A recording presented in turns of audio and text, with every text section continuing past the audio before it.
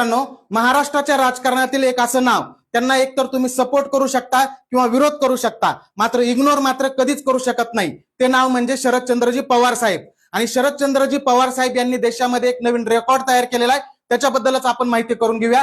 तर शरदचंद्रजी पवार साहेबांचा रेकॉर्ड म्हणजे संसदीय राजकारणामध्ये 60 वर्ष त्यांनी पूर्ण केलेली आहेत आणि ते देशामध्ये सर्वात जास्त काळ संसदीय राजकारणात राहिलेले व्यक्ती ठरणार आहेत.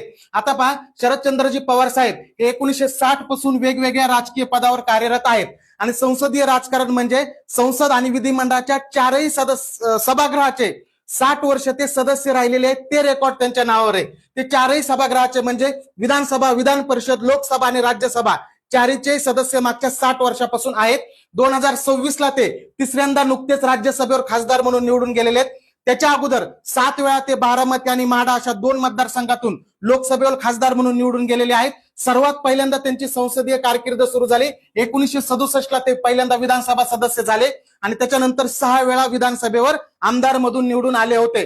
पवार साहेब 4 वेळा महाराष्ट्राचे मुख्यमंत्री सुद्धा राहिलेले आहेत. त्याच पद्धतीने सर्वात तरुण मुख्यमंत्री सुद्धा राहिलेले आहेत. 38व्या वर्षी ते मुख्यमंत्री झाले होते आणि विधान परिषदेवर ते एकदा सदस्य म्हणून निवडून गेलेले आहेत. आणि देशामध्ये संसदीय कारकीर्द सर्वात मोठी असणारे 2 नेते आहेत. एक म्हणजे तमिळनाडूचे एम करुणानिधी आणि दुसरे महाराष्ट्राचे शरदचंद्रजी पवार. दोघांचीही कारकीर्द 60 वर्ष आहे.